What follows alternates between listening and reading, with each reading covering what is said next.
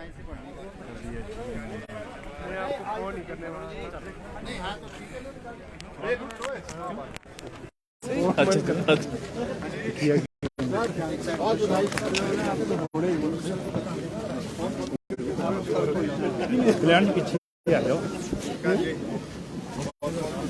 नमस्कार, live times TV में आपका स्वागत है और इस समय तस्वीरें हम आपको दिखा रहे हैं शेर पंजाब से, जहां पर नेता प्रतिपक्ष और पूर्व में रहे सीएम जयराम ठाकुर यहां पर पहुंचे हैं और इनके साथ अन्य विधायक भी यहां पर पहुंचे हैं, कार्यकर्ता भी यहां पर पहुंचे हैं। और आपको बता दें कि आज यहां पर लड्डू भी यहां पर बांटे जा रहे हैं और लड्डू इसलिए बता दें कि 2 राज्यों में भाजपा ने जीत हासिल की है।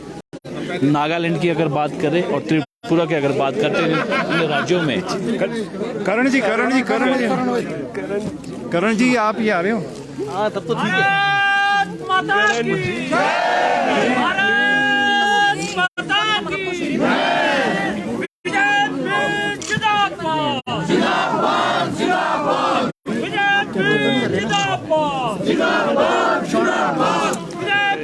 तो ये तस्वीरें हैं, एक दूसरे को मिठाई यहाँ पर खिला रहे हैं। ये तस्वीरें हम आपको दिखा रहे हैं। आगे आगे कौन सा नाम नीचे रखना थोड़ा सा।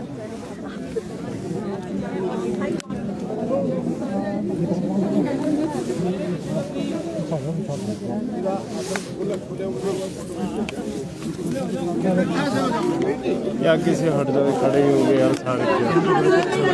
आगे पीछे आ जाओ, आगे कहाँ जा रहे हैं? मैडम आप भी पकड़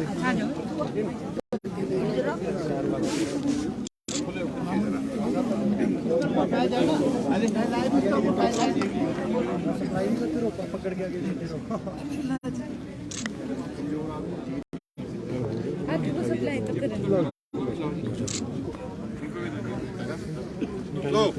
मिठाई को बांट दो, खिला लो एक दूसरे को। मिठाई तो खिला दो एक दूसरे को। अब खिला दीजिए। नहीं, तब आगे से खिलाए, क्लियर नहीं हो सकता। शॉर्ट नहीं बने ना, क्लियर नहीं हो। आप भी लो ना, आप भी ले लो, हमारे को डब्बा दे दो।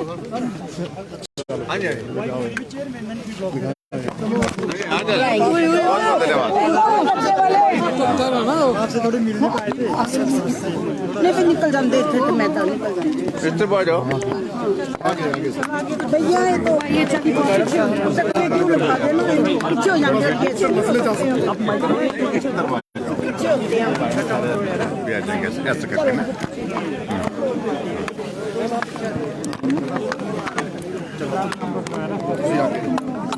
नीचे चलो थोड़ा सा अपना माइक डाउन कर लो, माइक नीचे कर लो, नीचे थोड़ा सा।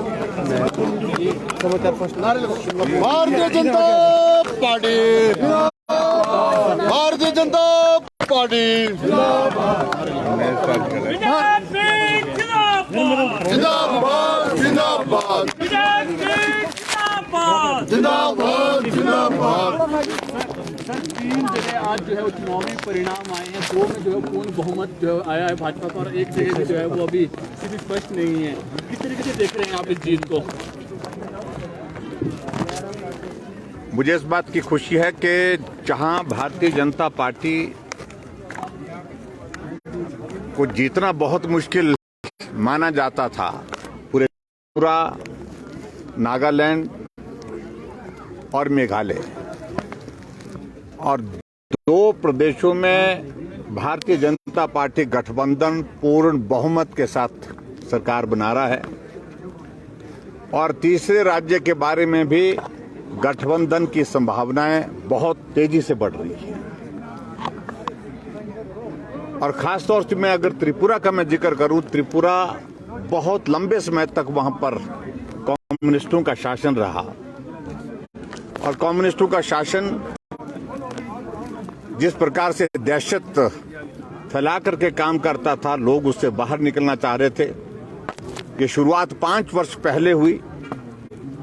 भारतीय जनता पार्टी गठबंधन की वहां पर सरकार बनी और भारतीय जनता पार्टी के नेतृत्व में सरकार बनी वहां पर, और वो सरकार 5 वर्ष चलने के बाद फिर से भारतीय जनता पार्टी गठबंधन वहां पर बहुमत के साथ सरकार बना रहा है। बीजेपी जिंदाबाद, जिंदाबाद, जिंदाबाद, बीजेपी जिंदाबाद, जिंदाबाद, जिंदाबाद। और निश्चित रूप से पूरे देश भर में आज बहुत खुशी का माहौल है। मैं आदरणीय प्रधानमंत्री नरेंद्र मोदी जी को पार्टी के हमारे राष्ट्रीय अध्यक्ष और हिमाचल के इस देवभूमि के सपूत आदरणीय श्री जगत प्रकाश नड्डा जी को, केंद्रीय गृह मंत्री अमित शाह जी को, पार्टी के केंद्र के नेतृत्व को बहुत बहुत बधाई देता हूं। और नॉर्थ ईस्ट में जहां 2 राज्यों में हमारी सरकार गठबंधन की बनना तय हो गई, वहां तीसरे राज्य में भी जो तीसरे राज्य का जो परिणाम, जहां अभी तक परिणाम में कुछ आगे पीछे चल रहा था, लेकिन उसके बावजूद वहां पर भी सरकार बनने की संभावनाएं निश्चित रूप से तलाशी जाएंगी और सरकार फिर वहां पर गठबंधन की बनेगी, ऐसा मुझे पूरा भरोसा है। और स्वाभाविक रूप से हिमाचल प्रदेश के लिए और हिमाचल प्रदेश के अलावा, क्योंकि छोटा प्रदेश, ये सारे प्रदेश ऐसे प्रदेश हैं जहां पर 60 सीटें जिन राज्यों में हैं और हिमाचल प्रदेश भी उसी कैटेगरी में आता है, तो हम सब के लिए भी एक खुशी का भी विषय है। और खुशी के साथ साथ में पूरे देश भर में आने वाले समय में भारतीय जनता पार्टी के नेतृत्व को मजबूती मिलेगी, ताकत मिलेगी और आने वाले लोकसभा के चुनाव के लिए भी इससे जीत का रास्ता प्रशस्त होगा। जय राम जी को जय श्री राम, जय श्री राम, जय श्री राम, जय राम को जय श्री राम, जय श्री राम, जय श्री राम। जी सर, मुख्यमंत्री ने आज कहा है कि पिछले 5 साल में वित्तीय अनियमितताएं हुई है, जिसके कारण जो है बदहाली की स्थिति में हिमाचल प्रदेश है। श्वेत पत्र सरकार इसको लेकर आने वाली है, इस तरह का उनका कहना था।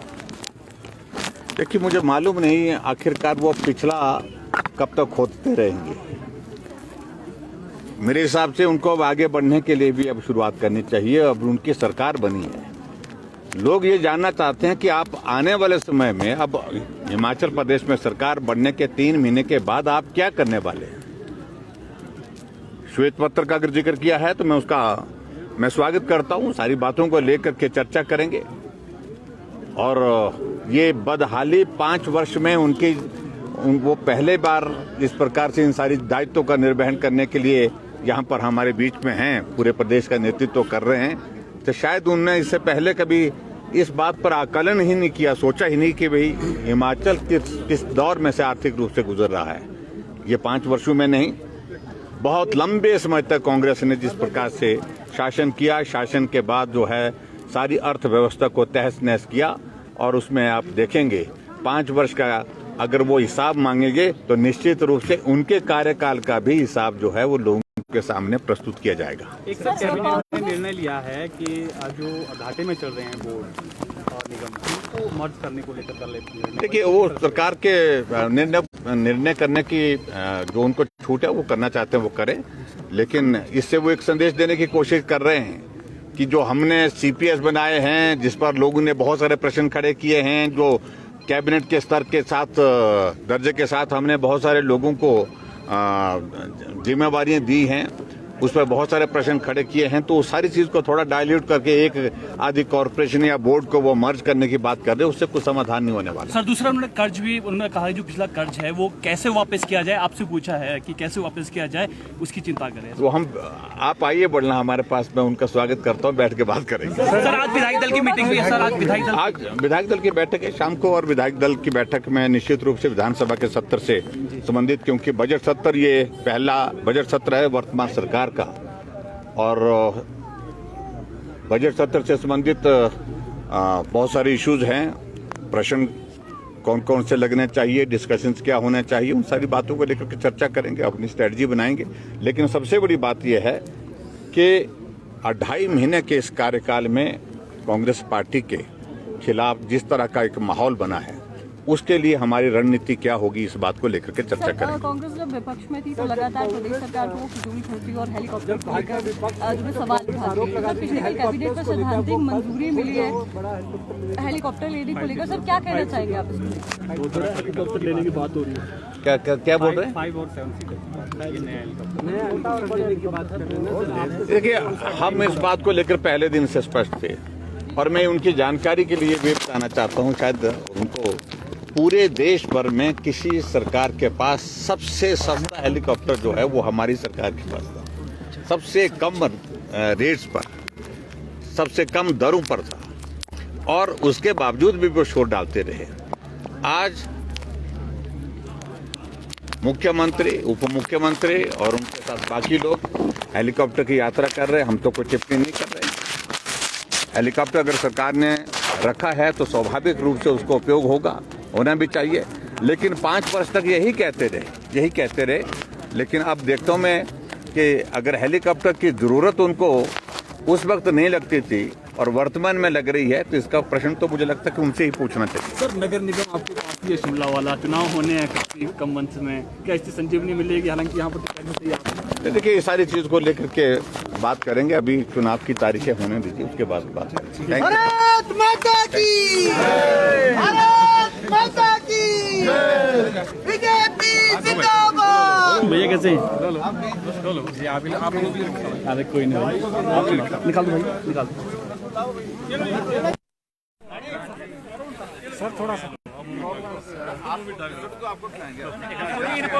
जन्मदिन तो आपका है, जन्मदिन भी है ना? मुझे मालूम, शुक्र है। जय श्री राम, जय श्री राम। बहुत बहुत बधाई। आप पूरा अरे मेरे को खिला दिया ना, मैं ये आधा ले लूँगा। ये